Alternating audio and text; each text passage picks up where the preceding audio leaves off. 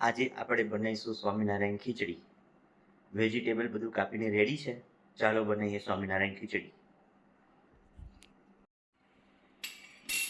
આ બધા આપણા વેજીટેબલ્સ છે. ટામેટા, વટાણા, ગીલોડા, ગાજર, બટેકા, આદુ, મરચાંની પેસ્ટ, કાજુ બદામ, મસાલા, ઘી.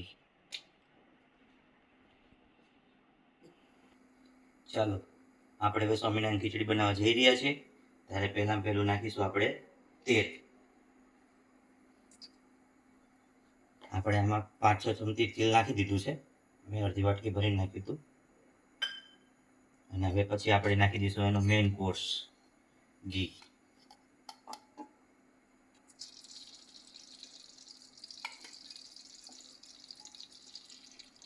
બે ચમચા ભરીને ઘી નાખી દીધું. સ્વામિનારાયણમાં બહુ સારું છે ઘીનું પ્રમાણ.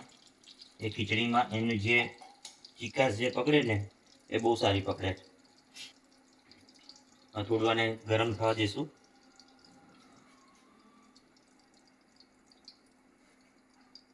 હવે નાખી દઈશું આપણે રહી.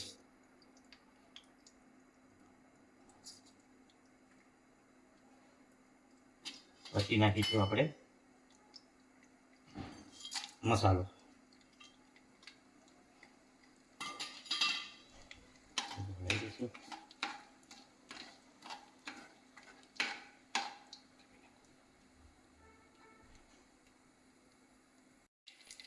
હવે આપણે નાખી દઈશું હિંગ.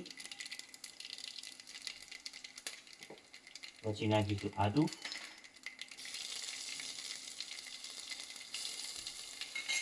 મરચાંની પેસ્ટ. થોડું હલાવી દઈશું આપણે.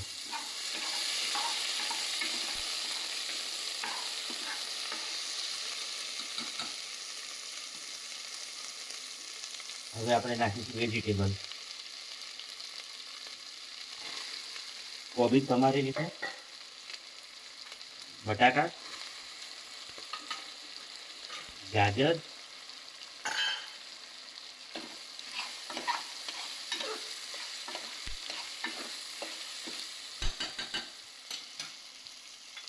ટીંડોળા,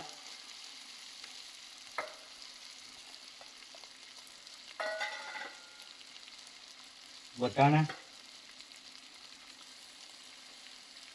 ટામેટા જે આપણે વાર છે નાખવાની થોડું.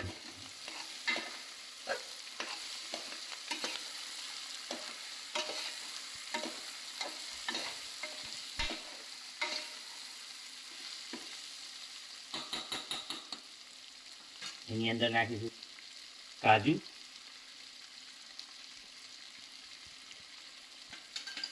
થોડી દ્રાક્ષ નાખી દઈશું.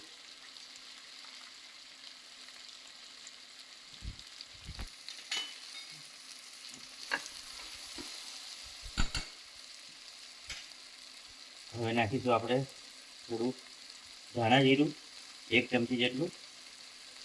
1 ચમચી જેટલું હળદર નાખીશું આપણે.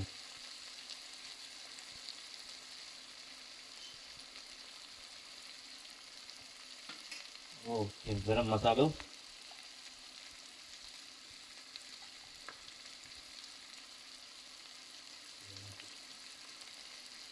મીઠું નાખી દઈશું.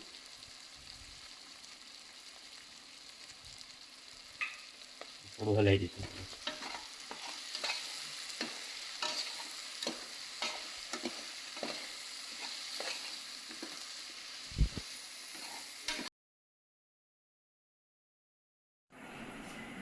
તો પાણી ઉકળી જાય પછી નાખવાના છે ચોખા. એટલે ગેસ આપણે ફાસ્ટ કરી દીધો છે. પાણી ઉકળી ગયું છે. પાણી ઉકળ્યા પછી આ ચોખા દાળ નાખવાના. ચાલો નાખીએ.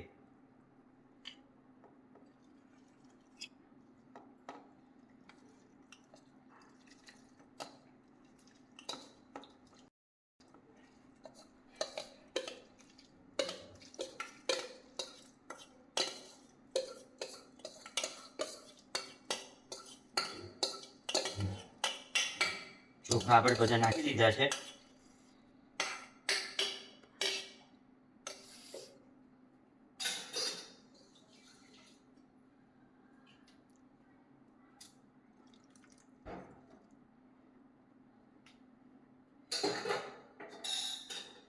આપણે એને હલાવી દઈશું અને પછી આ કુકર બંધ કરીને 3 થી 4 સીટી વગાડવાની અને પછી ગેસ બંધ કરી દેવાનો અને પછી એને સિજાવવા માટે મિનિમમ 15 થી 20 મિનિટ એને સિજાવવા માટે રાખવાની.